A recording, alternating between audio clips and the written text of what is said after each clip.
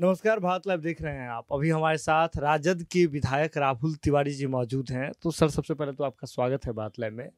और पहला जो सवाल होगा, बिहार में बहुप्रतीक्षित मंत्रिमंडल का विस्तार हो गया, क्या लग रहा है, सही हुआ है जो समीकरण साधे गए हैं, या पूरी चीज़ों को नहीं पकड़ पाई है? देखिए, मंत्रिमंडल का विस्तार तो पार्टी का अपना मुख्यमंत्री जी का रहता है, दोनों पार्टी की तरफ से।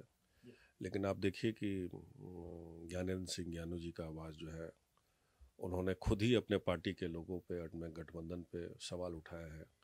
इसमें अधिकतर जो है मंत्री जो हैं दागी हैं और पैसा दे के मंत्री बनाए गए हैं।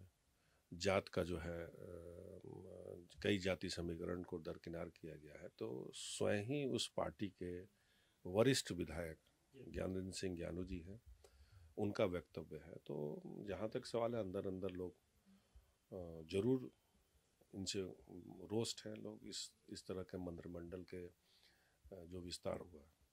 कई सीनियर लीडर को नहीं बनाया गया है, कई लोगों को पहली बार मौका दिया गया है।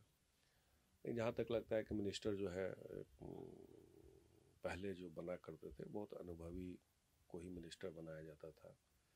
कई बार वो विधानसभा के सदस्य रहते थे उसके बाद। लेकिन अभी डरी हुई है नीतीश कुमार, और दूसरे पार्टी के भी ज्वाइन करा के मंत्री पद दिया गया। जो नहीं भी देते तो कोई कुछ होता भी नहीं, लेकिन वो डरे हुए हैं। और इस तरह का जो डरा हुआ मंत्री पद, जो मंडल का जो विस्तार हुआ है, हमको लगता है वो डर के नए नए लोगों को दिए हैं, कोई भागे नहीं। तो ये कहा जा रहा है कि नीतीश कुमार ने एक संदेश दिया है कि अगर आप दूसरे पार्टी को छोड़ करके जदयू में आते हैं तो आपको गिफ्ट दिया जाएगा, रिवार्ड दिया जाएगा। क्या लगता है, ये राजनीति में किस तरह से ऐसी चीज़ें हो रही हैं? तो बोले उनको कम सीट आया है, उसके चलते मुख्यमंत्री जी काफ़ी अंदर से मतलब कि दुखी है। मेरी पार्टी जो है कम सीट लेके आई, और इसमें लोजपा का जो अहम भूमिका है, जो भारतीय जनता पार्टी और जदयू के साथ महागठबंधन में साथ में रहते हुए भी वो जहाँ जहाँ जदयू के उम्मीदवार थे वहाँ टिकट दिया गया है। उनको लगता है कि मेरे साथ धोखा हुआ है।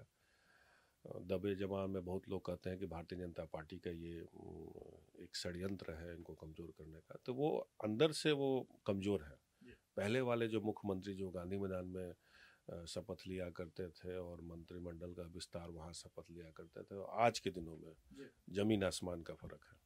आज मान के चलिए भारतीय जनता पार्टी की ही सरकार है और बड़े भाई के रूप में भूमिका में वो नज़र आती है। आपने बड़ी बात कही अभी कि नीतीश कुमार डरे हुए हैं। डरे तो तेजस्वी यादव भी हुए हैं, इसलिए भी बात कर रहे हैं क्योंकि बिहार में सबसे बड़ी पार्टी उभर करके सामने आने के बावजूद सरकार में नहीं है, और इसको लेकर के तेजस्वी यादव भी अपनी रणनीति बना रहे हैं, अपनी राजनीति कर रहे हैं, अलग अलग समीकरण साधने की कोशिश कर रहे हैं। खबर आई थी कि तेजस्वी यादव ने अभी शरद पवार से मुलाकात की है। शरद पवार के बारे में कहा जाता है कि वो नीतीश कुमार के साथ राजनीति करते रहे हैं और नीतीश कुमार के बेहद करीबी हैं। तो क्या इन्हें क्या देखा जाए कि फिर से एक बार बिहार में होने वाला है कुछ? देखिए, नीतीश कुमार जी को तेजस्वी जी ने कभी हटाया नहीं। वो स्वयं जो है इस पार्टी को छोड़ के गए थे, भारतीय जनता पार्टी को छोड़ के आए और यहाँ से गठबंधन एक बनाया नया और मुख्यमंत्री बने। उनके मन में फिर कुछ बातें आई जो स्वयं यहाँ से छोड़ के गए और भारतीय जनता पार्टी के साथ फिर से शामिल हुए, सरकार में है। कोई भी पार्टी अपना चाहता है विस्तार करे, उसे तेजस्वी जी चाहते हैं बिहार से बाहर भी इस पार्टी का विस्तार हो, इसीलिए महाराष्ट्र, बंगाल हर जगह जाने का, झारखंड में भी देखे वो प्रयास करते हैं। हम लोग की बड़ी पार्टी ज़रूर है, और हमारी पार्टी का ये कहना भी है कि कई सीटों में जो है गड़बड़ी की गई है। इसीलिए आप देखेंगे कभी कई जगह सीट पे बहुत कम मार्जिन पे हम लोग की हार जीत हुई है। इसके लिए अलग लोग अदालत में गए हैं, जो भी फैसला आएगा वो पार्टी को मान्य होगा। लेकिन हम लोग फिर से तैयार हैं अपने इस सरकार को घेरने के लिए और आगे जनता के बीच में फिर जाएंगे। तो शरद पवार की नज़दीकी नीतीश कुमार से है और तेजस्वी यादव भी नज़दीकी बना रहे हैं, तो क्या शरद पवार फिर से बिहार में नीतीश कुमार और राजद तेजस्वी यादव की दोस्ती के सूत्रधार बनेंगे?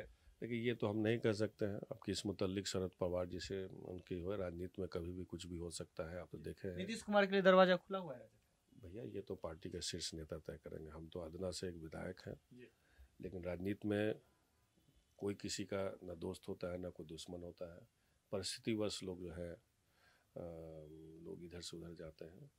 मेरा कोई दुश्मन नहीं है, भारतीय राष्ट्रीय जनता दल के कोई पार्टी दुश्मन नहीं। हाँ, आइडियोलॉजी जो है भारतीय जनता पार्टी से, अन्य पार्टियों से हम लोग की अलग रही है। उनके खिलाफ शुरू से लालू जी लड़ते आए हैं, सांप्रदायिकता के लेके। गरीब नीतीश कुमार तो सेकुलर बताते हैं खुद को, तो नीतीश कुमार से भी अलग है। सेकुलर बताते हैं, लेकिन सेकुलर की परिभाषा कुछ अलग है आज के दिनों की राजनीति में। पुराने लोग नीति सिद्धांत पे आप देखे होंगे, कई ऐसे नेता हैं जो मुख्यमंत्री का पद को छोड़ दिया। कई जगह उनको अच्छी अपॉर्चुनिटी मिल रही थी, कई लोग त्याग किए हैं। व्यक्तिगत विशेष की बात है कि किनको सीट कुर्सी पसंद है, किसी को सिद्धांत पसंद है, ये तो व्यक्तिगत चीज़ है। कुर्सी पसंद है क्या? एक बार फिर से बंगाल में कुर्सी पाने के लिए तेजस्वी यादव ममता बनर्जी के साथ लगेंगे या फिर अकेले लड़ेंगे? देखिए, ममता वहाँ सरकार में है और अच्छे ईमानदार एक महिला मुख्यमंत्री पूरे देश में जानी जाती है। लेकिन भारतीय जनता पार्टी उस ईमानदार सरकार को हटाना चाहती है। हिंदू मुसलमान एक दोनों में दूरी बना के और एक हिंदू को यूनाइट करना चाहती है। लेकिन ममता एक ईमानदार महिला है और बंगाल को बहुत अच्छे से चला रही है। हम लोग चाहेंगे कि ममता की सरकार जो है वहाँ पे बने, फिर से बने। यानी कि तेजस्वी यादव और राजद जो बिहार में कह रही है कि हम 8 सीटों के करीब में जाकर के वहाँ चुनाव लड़ेंगे, अपने प्रत्याशियों को उतारेंगे, तो मतलब वहाँ अलायंस में बिल्कुल जरूर ममता जी के साथ हम लोग मिलकर चुनाव लड़ेंगे। तो चलिए, अभी हमारे साथ देखिए राजद के विधायक थे, राहुल तिवारी जी मौजूद थे। सभी बातों पर अपनी बात जो है बेबाकी से रख रहे थे और कह रहे हैं कि बंगाल में बीजेपी जो ध्रुवीकरण करती है और जातीय समीकरण, धार्मिक समीकरण बनाती है, उसको हटाने के लिए, और बंगाल में एक अच्छी सरकार चला रही है ममता बनर्जी, तो उनका साथ देने के लिए तेजस्वी यादव यहाँ से वहाँ जाएंगे और राजनीति में कुछ भी हो सकता है, इसके तरफ भी इन्होंने इशारा कर दिया है। बने रहिए बात लाइव के साथ, खबरों का सिलसिला लगातार जारी है। अगर आपने खबर देख लिया तो जरूरत है इसे शेयर करने की, शेयर करके अन्य लोगों तक पहुंचाने की। बहुत बहुत धन्यवाद।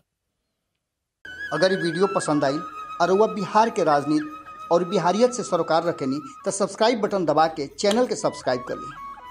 ओजे एगो घंटी बा, ओकरा बटन दबा देला से कुल सटीक और मारक खबर रुआ मुफ्त में मिल जाई।